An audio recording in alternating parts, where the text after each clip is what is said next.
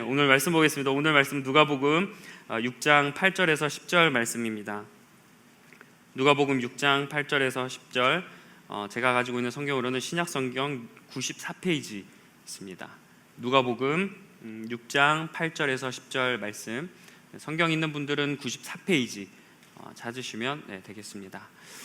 우리 한 목소리로 총 3개 구절인데요, 오늘 하나님께서 우리에게 주시는 말씀이라는 열린 마음을 가지고 함께 한 목소리로 합독하겠습니다. 시작. 예수께서 그들의 생각을 아시고 손이 오그라든 사람에게 말씀하셨다.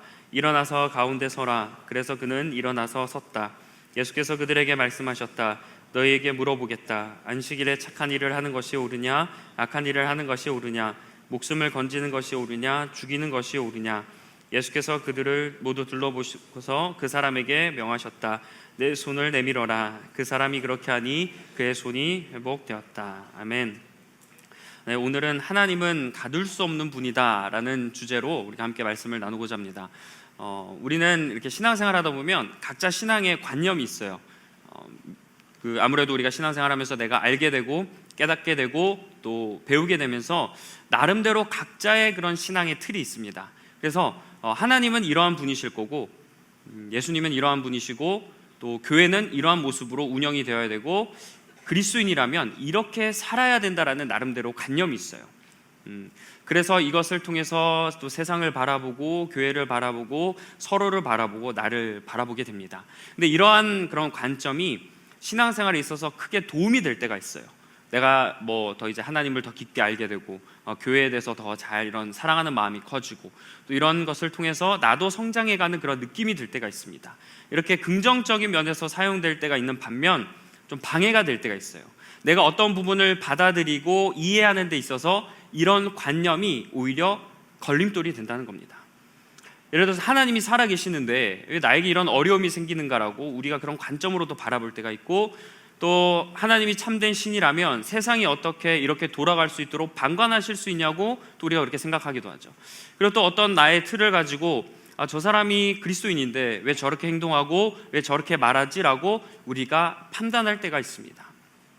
근데 심지어 더 놀란 건 내가 이러한 생각을 하고 있다는 걸 나도 모르게 이런 내가 생각을 하면서 내가 이런 사람이었나 막 깜짝깜짝 놀랄 때가 있어요. 이걸 당연히 여기는 사람도 있지만 내가 이런 생각을 하고 있었구나, 내가 조금 위험할 수 있겠네라고 자기도 모르게 내가 이렇게 생각한다는 것을 알게 되는 경우도 있습니다. 자, 오늘 본문은 이런 흐름 속에서 이런 생각에 있어서 깨달음을 주는 말씀입니다. 예수님께서 회당에 들어가셨어요. 안식일에 회당에 들어가셨는데 그 회당에 들어갔을 때 손이 오그라든 사람이 있었다고 합니다. 여기서 손이 오그라들었다라는 그 병은 손이 서서히 말라가고 발육이 멈춰 있는 상태예요. 그러니까 손을 쓸 수가 없는 거죠. 근데 성경에 보니까 이 사람이 오른손잡이였다라고 합니다. 그리고 이 성경에는요, 이 사람이 오른손이었다고 해요. 근데 성경에는 이 사람이 오른손잡이인지 왼손잡이인지는 기록되어 있지 않습니다. 그냥 오른손이 말라갔던 사람이라고만 성경이 말씀하고 있어요. 자, 그러면 오른손잡이인지 왼손잡이인지는 모르지만 그냥 우리가 일반적으로 오른손잡이들이 많기 때문에 이렇게 생각해 볼 수도 있죠. 이 사람이 오른손잡이였을 텐데 이 오른손이 오그라들고 막 이랬으면 아마 일상생활 하는 데 있어서 큰 불편이 있었겠다라고 생각할 수 있습니다. 자, 근데 이런 상황 속에서 바리새인들과 율법학자, 그러니까 개역개정에서 서기관이라고 하는데 율법학자들과 바리새인들이 거기 있었어요. 근데 이 사람들이 예수님이 같이 계셨으니까 예수님께서 그 사람을 고치는지 안 고치는지를 엿보고 있었다라고 성경이 말씀합니다. 자, 성경이 엿보고 있었다라는 건 다른 척하면서 슬금슬금 이렇게 보는 느낌이 아니에요. 이 엿보고 있었다를 원어로 보니까 이런 느낌이더라고요. 상대방을 약간 비판할 거리를 찾기 위해서 그걸 유심히 보는 거예요. 그러니까 유심히 보고 이 사람이 비판할 거리가 딱 이렇게 잡히면 내가 그걸 한번 물고 늘어지겠다, 이런 표현이 바로 오늘 성경에서 노려보고 있다라는 표현입니다. 사랑하는 여러분, 우리는 이런 시선으로 상대방을 바라보지 않길 간절히 소망합니다. 근데 예수님도 그 느낌을 아셨어요. 이 사람들이 나를 그런 식으로 노려보고 있고 어떻게든 나를 하나 착잡을 걸 알고 계셨습니다. 근데 예수님께서 그 손이 마른 사람에게 이렇게 말씀하세요. 자, 일어나서 회당 한가운데 오라. 지금 우리로 예배당으로 따지면 여기 맨 중앙으로 나오세요라고 얘기하는 거예요. 손이 오그라든 사람이 그쪽 중앙으로 딱 나왔습니다. 그리고 나서 예수님께서 율법학자들과 그 바리새인들의 그런 마음을 알고 계시니까 그들을 향해서 이렇게 물어봐요. 안식일에 선을 행하는 게 맞습니까? 악을 행하는 게 맞습니까? 물어봅니다. 그리고 안식일에 생명을 살리는 일을 해야 됩니까? 생명을 죽이는 일을 해야 됩니까? 라고 주님이 물으셨어요. 오늘 본문에는 이 예수님의 질문에 이 바리새인들과 율법학자들이 어떻게 대답했는지 기록되어 있지 않습니다. 그래서 제가 다른 본문을 한번 찾아봤죠. 찾아보니까 평행 본문이었던 누가복음에서 이들의 그 반응이 나타납니다. 예수님의 질문에 이들이 뭐라고 했냐면 잠잠하였다입니다. 잠잠하였다. 아무 말도 못한 거예요. 자, 이게 왜 아무 말도 못했냐면 감히 주님이니까 내가 하고 싶은 말이 진짜 많은데 주님 앞이니까 내가 참는다. 뭐 그거 있죠. 아친가? 그쵸? 그거 왜 이렇게 어렵죠? 맞죠? 할 말이 많은데 하지 않겠다. 그런 뉘앙스로 이 사람들이 막 꾹꾹 누른 게 아니에요. 아무 말도 하지 못하는 겁니다. 예수님의 말씀에 거기에 막 이렇게 권위가 있고 자기들의 잘못함을 알아서 아무 말도 대답하지 못했다. 이게 오늘 그 본문이 나와 있진 않지만 다른 본문에 나와 있었어요. 자, 율법학자들과 바리새인들이 예수님을 그렇게 노려본 이유가 있습니다. 자, 당시에는 바리새인들이 안식일에 지켜야 할 규정을 39개나 만들었어요. 몇 개요? 39개. 진짜 너무 힘들지 않겠습니까? 안식일에 39개를 지켜야 돼요. 그 중에 이제 또 그 중에서 한 가지가 있었는데 사람이 생명이 위급한 정도의 일을 빼고는 사람을 고칠 수 없다는 금지 사항이 있었습니다. 그 규정 중에. 그러니까 이 바리새인들과 율법학자들은 그 금지사항, 사람을 고칠 수 없다라는 금지사항을 있으니까 예수님이 이 사람을 고치는지 안 고치는지를 보는 거예요. 고쳤으면 책 잡으려고 책망하려고 했었던 거죠. 자, 여러분, 우리가 주일을 지키려면 39가지 규정을 따라야 된다면 여러분 교회 다니고 싶으시겠습니까? 교회 다니기 힘들지 않을까요? 근데 이 39개를 만들어 놓고 바리새인들이 만약에 지키지 않으면 정죄합니다. 너 이거 잘못했어. 너 이거 왜 이렇게 하지 않아? 왜 이렇게 안 지켜? 정죄하기 시작했어요. 그러니까 이 안식일에 대한 게 얼마나 이들이 안식일을 지키는 게 버겁고 힘들었을까? 자, 주님은 바리새인들을 향해서 안식일의 참된 의미를 설명하는데요. 그게 마가복음 2장 27절에 이렇게 나와 있습니다. 이 말씀을 보니까 안식일이 사람을 위하여 생긴 것이지 사람이 안식일을 위하여 생긴 것이 아니다라고 말씀하세요. 자, 주님은 안식일이라는 게 사람을 위해서 존재한다는 겁니다. 그러니까 하나님께서 안식일을 만든 건 사람들에게 참된 평안과 휴식을 주려고 만드셨다는 거예요. 근데 이 바리새인들이 그 평안과 안식을 누리지 못하게 자꾸 뭔가 규정을 하나하나 더 만드는 거예요. 야, 안식일은 이렇게 하는 게 거룩한 거야. 자, 이렇게 하는 게 하나님 보시기에 좋은 거야. 이러면서 규정 하나를 다 만들어 버리는 겁니다. 그래서 하나님은 사실 이 안식일을 통해서 6일 동안 사람들이 열심히 일했으면 단 하루만이라도 아무것도 하지 않고 참된 평안을 누리기 원하셨어요. 우리가 참된 안식과 평안은 말씀에서도 그렇지만 하나님 안에서 누릴 수 있습니다. 왜냐하면 그게 창조 질서예요. 하나님이 그렇게 명령하셨기 때문입니다. 그래서 우리 하나님 안에서 안식일만큼은 예배하고 하나님을 기억하고 거룩하게 보내면서 그렇게 하면서 안식을 누리며 지켜야 되는데 이 바리새인들이 조항을 만들면서 사람들의 그런 안식에 대한 마음을 자꾸 뺏어버리는 거예요. 너 그럼 잘못해서 정죄하고 저건 잘못해서 정죄하고 사람들 마음에 너무나 불편했던 거죠. 이에 바리새인들은 주님은 안식일이 사람을 위해 존재한다고 했는데 이 바리새인들은 사람이 안식을 위해 존재한다고 착각했던 겁니다. 그래서 이 안식일에 대한 그런 막 규정을 만들었던 거예요. 나름대로 이 바리새인들도 처음부터 잘못된 게 아니에요. 나름 안식일에 대한 신념과 열심은 있었습니다. 근데 그게 어떤 열심이었어요? 잘못된 신념, 잘못된 열심이었던 겁니다.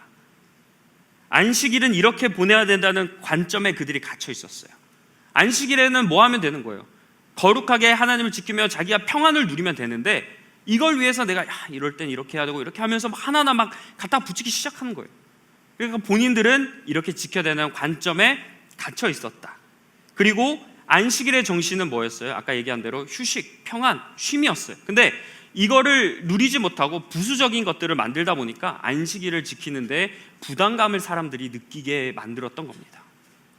근데 저는 이 사람들이 바리새인들이 자기들만 그 기준으로 자기들만 지켰으면 괜찮았을 수도 있어요. 그러면 본인들이 조금 더 거룩하고 본인들이 더 하나님께 집중하기 위해서 이런 것을 만들었다, 그럼 이해가 되고 괜찮을 수 있지만, 바리새인들이 그 기준을 가지고 다른 사람들을 또 지적을 했다는 거예요. 야, 너 이거 이렇게 해야 돼, 이렇게 안 하면 너 잘못됐어, 이건 또 이렇게 해야 돼, 이것도 잘못됐어. 그런 모습을 통해서 이게 사람들에 대한 안식에 대한 것을 빼앗아 버렸다는 거예요. 그래서 주님이 뭐라고 하시는 거예요? 안식일에는 다른 게 아니야, 선을 해가고 생명을 살리는 일을 해야 되는 거야. 그거 외에 다른 게 뭐가 중요해? 규칙이 뭐가 중요해? 참된 정신이 그건데, 하나님께서 처음부터 규칙을 만들어서 그걸 지키라고 명령하셨으면 그렇게 하라고 했겠죠. 근데 하나님은 그게 아니었던 거예요. 본인들이 보기에 이게 맞고 본인들이 보기에 이게 옳은 거라고 계속 그렇게 관념에 갇혀 있다 보니까 그렇게 만들어버리고 사람들에게도 그렇게 강요하기 시작했던 겁니다. 여러분, 안식일이 더 클까요? 하나님이 더 클까요? 하나님이 당연히 더 크죠. 그럼 여러분, 주일이 더 클까요? 주님이 더 클까요? 네, 주님이 더 크죠. 여러분 대답 잘 하셨잖아요. 근데 바리새인들과 율법학자들은 이런 대답도 하지 못할 정도로 뭐예요? 그들은 계속 자신들의 신앙의 틀에 갇혀 있었던 겁니다. 하나님은 율법에 갇혀 있을 수 있는 분도 아니고 규정으로 제한할 수 있는 분도 아니에요. 더군다나 우리의 그런 부족하고 짧은 그런 이해와 생각으로 하나님을 정의 내릴 수도 없습니다. 그 정의가 하나님을 완벽하게 정의할 수 없어요. 그래서 신학을 오래 공부하고 신앙생활이 커지는 사람들이 처음에는 알아가지만 나중에는 이게 너무나 방대하고 너무나 내가 이걸 규정 지을 수 없다라고 이야기하지 않습니까? 그게 그들이 나중에 막 공부를 뭐 해야 될까, 뭘 더 알아야 될까 몰라서 그렇게 얘기하는 게 아니에요. 내가 알면, 하나님에 대한 알면 알수록 더 하나님이 너무나 크다는 걸 알게 되니까 내가 그걸 어떻게 정의할 수, 인간의 부족한 언어로 한계인 걸로 내가 정의할 수가 없는 겁니다. 지구과학 학자들과 어떤 과학자들도 자기들이 공부하다가, 학자들인데 공부하면 할수록 자기가 알고 있는 그 이론의 정도가 너무나 적다라는 걸 발견한다는 거예요. 알면 알수록 그것에 대해 더 많이 안다라고 이야기하는 게 아니라, 내가 공부하면 공부할수록 내가 알고 있는 게 너무나 부족할 수밖에 없고 다 알지 못한다는 것을 깨닫는다고 합니다. 하나님도 마찬가지예요. 그렇게 규정할 수가 없는 분입니다. 우리의 지적 능력으로는 완벽하게 정의할 수가 없어요. 그런데 이들은 자신들의 관점으로 하나님의 은혜를 제한했고요, 본인들뿐만 아니라 다른 사람들에게도 그렇게 제한한 안경으로 계속 바라보기 시작했던 겁니다. 결국 이들은 자신들의 관점이 옳다는 거에 계속 갇혀 있었어요. 그래서 주님이 그 틀을 깨는 거예요. 그걸로 판단하지 말고 애초부터 너희가 갖고 있는 관점도 잘못됐다라고 주님이 그것에 대해서 다 깨버리시는 겁니다. 저는 말씀을 준비하면서 우리의 현실을 돌아보았어요. 우리도 바리새인과 오늘 율법학자처럼 나만의 그런 틀이 있습니다. 근데 그 틀에서 갇혀 살아요. 갇혀 살 때가 있어요. 하나님은 이런 분, 주님은 이런 분, 교회는 이렇게 돼야 되고 믿는 사람들은 이렇게 돼요. 그 자기의 관념에 갇혀 있을 때가 있습니다. 관념을 가지고 있는 거랑 관념에 갇혀 사는 건 다른 거예요. 주님은 시공간을 초월해서 계시는 분인데 우리는 어떻게든 내 생각과 이해 안에 주님을 막 이렇게 가두려고 합니다. 대표적인 예가 아까도 설명드렸지만, 내가 어려움에 처하면 하나님이 나에게 벌을 내리시고 하나님이 나를 방관하신다라던가, 세상이 이렇게 어지러우면 하나님이 왜 그대로 그냥 두시느냐고, 참된 신이면 좀 일하시지 왜 그거를 그냥 두시냐고, 그리고 내가 좋은 일이 생기면 하나님이 나에게 은혜를 주셨고 하나님이 나에게 복을 베풀어 주셨다, 이런 논리로 우리가 하나님에 대한 이해를 계속 이렇게 가져가는 거예요. 내 관점으로 하나하나 주님을 생각하는 겁니다. 이렇게 행동하는 건 우리가 이런 관점이 있으면 내가 주님의 존재에 대해서 더 잘 이해할 수 있을 것 같고, 주님을 더 많이 깊게 알아갈 수 있을 것 같은 느낌 때문인 거예요.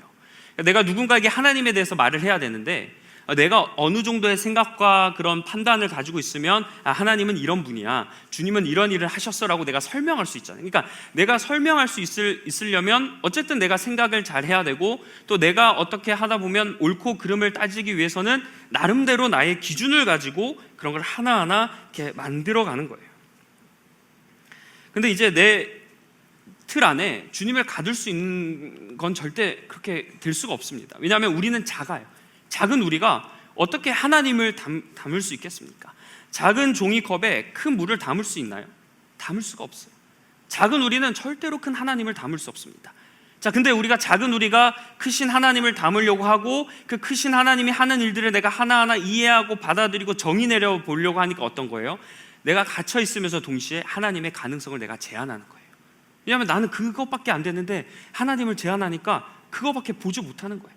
하나님의 가능성을 제한하게 돼버립니다. 그럼 동시에 하나님의 가능성을 제한하게 되면 어떤 일이 일어나느냐? 나의 가능성마저 나 스스로 제한해버리는 거예요. 내가 이 정도밖에 하나님을 바라보지 못하니까 어떻게든 그걸 이해하려고 하지만 그게 곧 내가 하나님을 바라보고 내가 세상을 살아가는 데 있어서 나의 크기마저 제한을 한다는 거예요. 그래서 뭔가 바라보고 이해할 때도 계속 그걸로 보니까 더 넓고 더 깊고 그런 걸 더 보지 못합니다. 거기 안에서 뭔가 다 판단하고 헤아리려고 하기만 해요. 그 외에 넘어 있는 것들, 그 밖에 있는 것들을 바라보지 못합니다. 고려하지 못해요. 내가 옳고 내가 맞다고만 생각하며 살아가는 겁니다. 여러분, 주님이 자신을 믿으라고 했지 너희들의 가지는 관점으로 한번 이해해보라고 얘기하셨습니까? 주님이 자신을 신뢰하라고 했지 너희들의 생각과 판단으로 나를 한번 규정 내려봐, 나를 한번 정의 내려봐, 나를 한번 판단해봐 라고 주님 말씀하셨나요? 주님은 믿으라고 하고 신뢰하라고 했지 우리 보고 한번 너희들의 생각으로 나를 잘 판단해보라고 이야기하지 않습니다. 솔로몬이 전도서에서 이런 말을 했죠. 모든 일에는 다 때가 있다. 하나님께서 제때에 알맞게 하신다는 거예요. 그러면서 하는 말이 뭐냐면 사람이 하나님이 하는 일들을 다 헤아릴 수 없다. 사람은 절대로 하나님의 일을 다 헤아릴 수 없다고 해요. 근데 우리는 어떻게 해요? 우리의 생각으로 하나님이 하시는 일들을 헤아리고 싶어 하죠. 하나님이 이래서 이렇게 하시는 거야. 하나님이 저럴 때는 저렇기 때문에 이렇게 하시는 거야. 하나님을 헤아리려고 합니다. 그리고 그러다 보니까 어때요? 하나님의 때에 이루어주세요가 아니라 하나님 이 타이밍에 저에게 이런 기도 제목을 이루어주세요.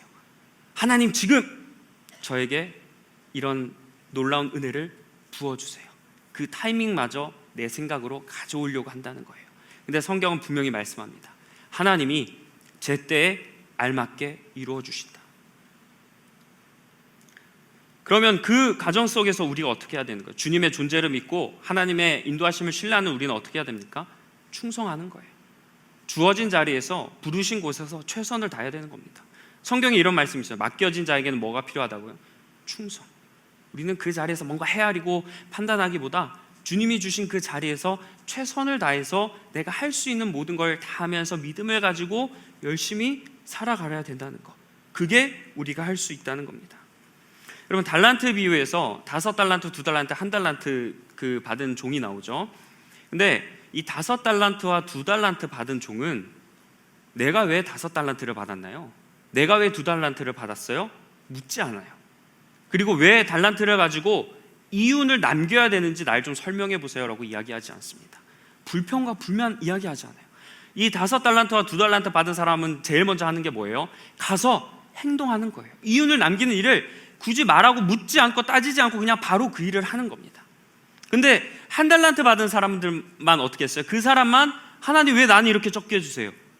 주인에게 나는 왜 이렇게 작은 달란트를 줬어요? 1달란트 받은 사람들만 그 사람만 묻고 따지는 거예요. 근데 여러분, 이게 1달란트가 작으니까 묻고 따질 수 있다 생각하지만 저는 한번 이런 생각도 해봐요. 5달란트 받은 사람도 따지고 싶지 않았을까요? 5달란트를 받은 게 고마울 수도 있지만 부담이지 않겠습니까? 차라리 나 1달란트 받았으면 부담이 덜할 텐데 큰 5달란트를 나한테 주고 그럼 내가 이거를 가지고 해야 되는데 더 위험 부담이 생기지 않겠습니까? 마냥 5달란트를 받은 게 기쁜 상황은 아니었을 거예요. 그러나 5달란트 받은 사람도 그런 마음이 들지는 어떤지 성경에 나와 있지 않겠지만 저는 저에게 만약에 5달란트 줬으면 그냥 저도 2달란트만 달라고 그냥 중간만 달라고 했을 것 같아요. 부담되니까. 근데 이 5달란트와 받은 사람은 그냥 자기에게 맡겨진 일을 합니다. 1달란트 받은 사람만 그걸 따지는 거예요. 그래서 주인이 이 1달란트 받은 사람에게 뭐라고 하냐면 너는 주인을 오해했다는 거예요. 이 1달란트 받은 사람은 그 사람이 일을 안 하는 거에 대해서 뭐라고 해요? 주인은 심지도 않은 데서 뭐 이렇게 거두지 않는 이러면서 그러니까 주인에 대한 자기의 선입관이 있었던 거예요. 주인은 이런 분이고 주인은 이걸 좋아하고 주인은 이걸 싫어하니까 내가 이렇게 해야 되겠다. 자기가 주인에게 바라보는 그런 선입관이 있었던 거예요. 근데 주인이 돌아와서 뭐라고 하냐면 그래 너가 봤던 나에 대한 선입견이 맞아 라고 하십니까? 잘못해. 너 오해했다라고 하는 거예요. 한 달란트 받은 사람은 자신의 선입관에 그 틀에 갇혀 있다 보니까 아무런 이윤도 남기지 못하고 오히려 책망받는 일을 합니다.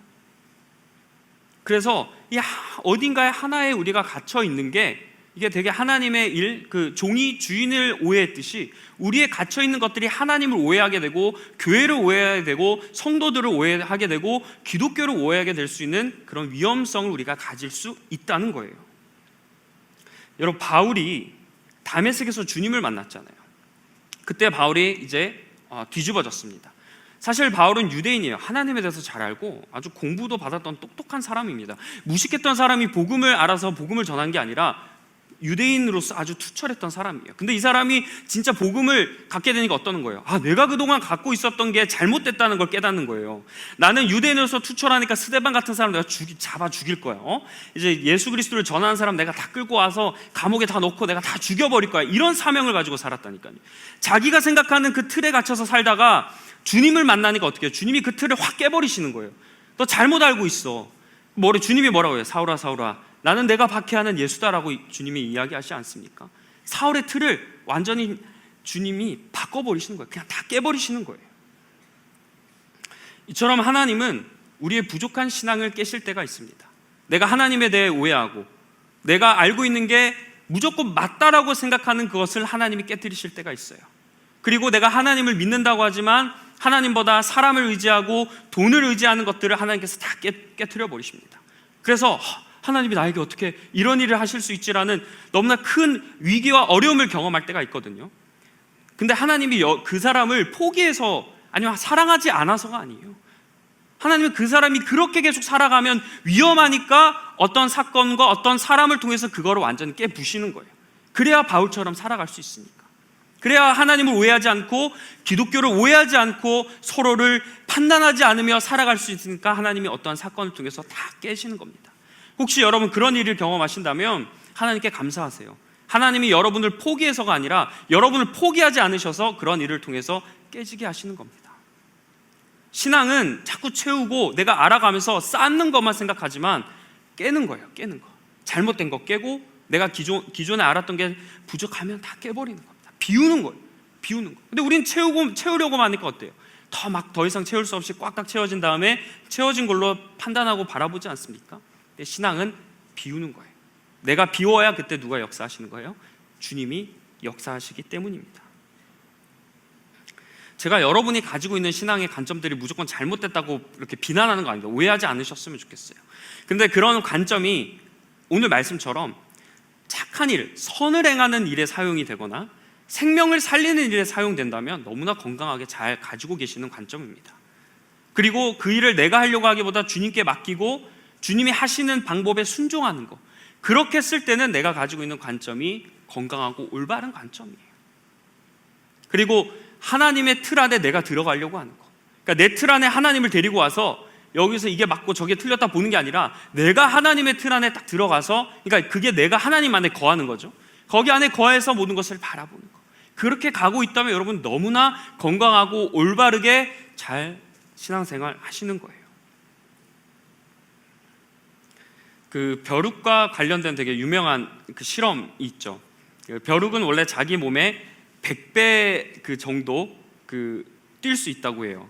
몸이 3mm였나 아무튼 그런데 100배 정도로 뛸 수 있다고 합니다. 근데 이 벼룩을 1m의 유리병에 가두면 이 벼룩이 뛸 수 있는 높이가 100배가 아니라 1m로 제한이 된다고 해요. 왜냐하면 이 벼룩이 계속 뛰는데 유리병 뚜껑에 자꾸 부딪히니까 나는 이 정도밖에 뛸 수 없다라고 자기가 뛰는 거를 제한해 놓는다고 합니다. 그래서 뚜껑을 열어도 그 높이밖에 뛰지 못한다고 해요.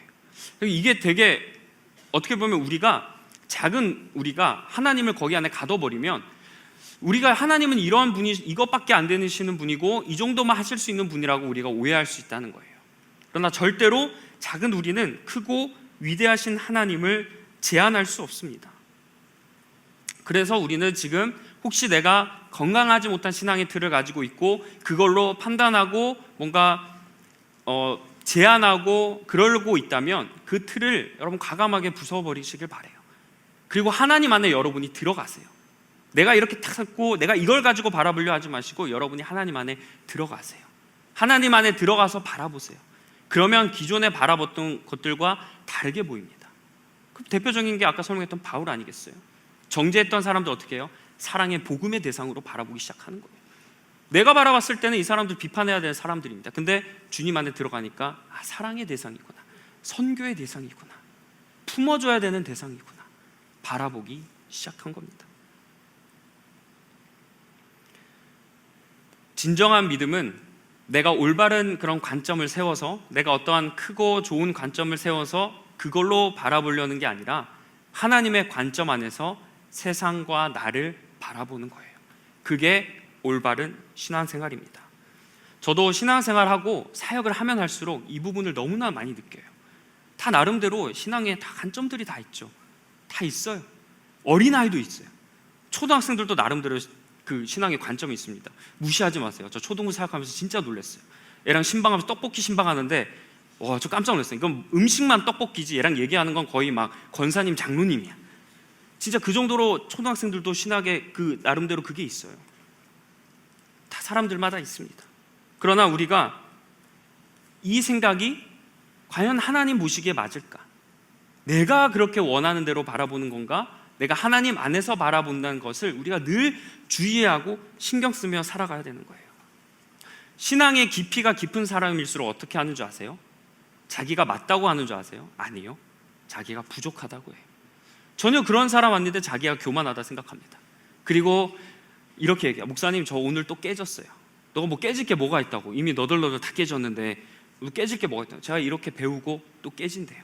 신앙생활 열심히 하고 큐티 열심히 하고 진짜 맡은 일 열심히 하는 청년인데 그런 이야기를 하더라고요. 더 이상 제가 할 얘기가 없어요. 본인이 이미 너무나 잘 하고 있거든요. 그렇게 채워가는 사람들은 다 깨지고 다 부서진다고 해요. 그래서 그분들이 그냥 거칠애로 저는 연약합니다, 제가 부족한 사람이다라고 하는 게 아니에요. 바울도 뭐라고 그래요? 나 부족하고 연약한 사람이라 얘기하지 않습니까? 사도권에 대해서는 자기가 확실한 마음을 가지고 있지만 다 신앙의 사람도 다 연약하고 부족한 사람이라 그래요. 근데 반대로 이제 좀 신앙이 낮은 사람들, 이제 조금씩 알아가는 사람들은 뭐예요? 내가 맞다고 생각해요. 절대로 자기의 뜻을 굽히지 않습니다. 굽히지 않고 어떻게 해요? 그러니까 마찰이 생기는 거예요. 자꾸 이렇게 부딪히고 싸우고 판단하고 거기에 스스로 시험이 들고 계속 부딪히는 거예요. 내가 맞다고 하는 사람들은 다 그렇게 신앙생활을 하게 되더라고요. 그래서 우리가 청년의 때부터 좀 올바른 신앙의 관점을 가져야 될 텐데 그 중에 하나가 배우고 쌓고 알고 너무나 중요하지만 하나님 안에서 어쨌든 들어가려고 하세요. 내가 배운 게 그걸로 내가 이런 걸 가지고 있고 이걸로 내가 안경을 끼면서 바라보지 마시고 알면 알수록 하나님한테 더 들어가세요. 알면 알수록 하나님 방법으로 더 생각하려고 하세요. 거기서 나는 이렇게 생각해가 아니라 하나님이 원하시는 것은 무엇일까 바라보는 겁니다. 그렇게 얘기하는 사람들을 보면 주어부터 달라요. 주어부터 다릅니다. 하나님으로 얘기하고 하나님으로 끝나요. 그렇게 해야 시간이 지나고 세월이 지나고 우리가 나이가 들어도 변질되지 않습니다. 다 이단이 뭐예요? 자기 맞다 그래요. 성경 보고 다 얘기하는 겁니다. 이단도 또 마찬가지예요. 이단도 성경을 가지고 본인들이 맞다 하니까 그렇게 주장하는 거 아니겠습니까? 그런데 그들에겐 진짜 하나님이 있었을까요? 진짜 말씀으로 봤을까요? 자기가 안에 들어가 있는 게 아니라 자기가 가지고 와서 하니까 그렇게 이야기하는 겁니다. 이제 말씀을 맺겠습니다. 아무리 내 입장에서 내가 건강한 신앙생활을 가진 것 같아도 우리는 늘 나는 부족하다라는 마음을 가지고 살아야 돼요. 완벽한 분은 하나님밖에 없습니다. 내가 생각이 위험할 수도 있고 내가 늘 옳지 않을 수 있다는 것을 우리가 늘 기억해야 돼요. 그게 나를 부인하는 겁니다. 자기를 부인하는 거예요. 나도 실수할 수 있는 사람이고 내 생각이 다 옳지 않을 수 있는 사람이다. 우리가 늘 이런 마음을 가지고 살아가야 됩니다. 그래야 어떻게 남을 이해하고 사랑할 수 있죠. 내가 맞다고 생각하면 어떻게 남을 품을 수 있겠어요? 남을 정죄하기만 합니다. 바리새인들처럼. 그래서 우리는 하나님의 방법으로 생각하며 다 우리가 혹시 잘못된 나의 관념이 있다면 깨트렸었으면 좋겠어요. 우리가 완전하지 않다고 하는 이유 중에 하나가 본문에 나오는 바리새인들 율법학자들이 주님께서 질문하실 때 아무런 대답을 하지 못했잖아요. 우리가 아무리 내가 볼 때는 완벽한 그런 관점을 가지고 있다고 해도 나보다 더 뛰어난 사람들이 얘기하면 거기 앞에서 아무런 소리 못하는 게 내가 부족하다는 증거예요. 나보다 더 신학적으로 뛰어나고 진짜 신앙적으로 뛰어나고 얘기하면 그 앞에선 아무런 얘기도 하지 못합니다. 근데 주님은 어떠세요? 주님이 말문이 막히신 적 있으세요? 주님은 일부러 대답하지 않은 적은 있어도 말문이 막힌 적은 없습니다. 그리고 오늘 그 본문 외에도 욥의 친구들 있죠. 욥의 친구들 나름대로 관점이 있었어요. 자기의 신앙의 틀이 있었습니다. 그래서 고난받는 욥에게 뭐라고 해요? 너 그래서 하나님이 벌을 내린 거라고 하지 않습니까? 자기 관점에선 그 욥이 잘못했기 때문에 벌을 받는 것 같거든요. 욥은 뭐라고 해요? 나 잘못한 거 없다고, 나 거룩하게 살았는데 이런 일이 일어났다고 하지 않습니까? 하나님이 심판자로 나중에 등장하죠. 하나님 뭐라고 말씀하세요? 욥의 친구들이 맞았다고 하십니까? 욥의 친구들에게 뭐라고 하세요? 사과하라고. 심판자와 그거는 하나님만 하시는 일입니다. 우리도 지금 이 욥의 친구들처럼 나만의 그런 관점을 가지고 사람을 판단하고 교회를 판단하고 수없이 많은 일들을 바라보려고 해요. 그러기 위해선 먼저 내 마음, 이렇게 했을 때 내가 편안하다, 이렇게 했을 때 내가 조금 안정감 있다, 이렇게 했을 때 내가 뭔가 제대로 하고 있다라는 마음을 일단 먼저 그런 거 비워 놓으시길 바랍니다. 비우셔야 돼요. 그리고 의도적으로 쌓으려고 하지 마시고 하나님 관점 안에 들어가려고 하세요. 지금 여기 내 앞에 말씀과 기도와 예배 생활하면서 신앙의 탑을 쌓고 그걸로 이렇게 바라보려고 하지 마시고 그냥 하나님 안으로 들어가세요. 들어가야 됩니다. 내가 너 안에, 내가 그 안에, 그가 내 안에 있어야죠. 들어가면서 바라보시길 바래요. 하나님을 절대 우리 안에 가둬두려고 하지 마세요. 내가 볼 때 이게 맞고 내가 볼 땐 이렇게 해야 돼.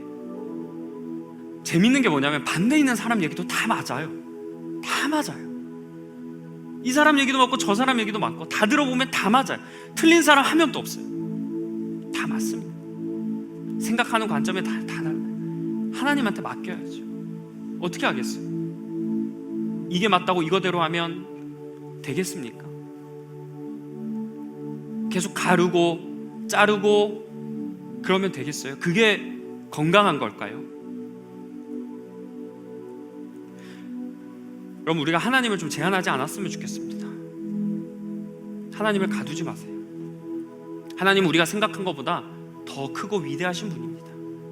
그렇게 가두면 여러분 안에 기쁨이 없어요.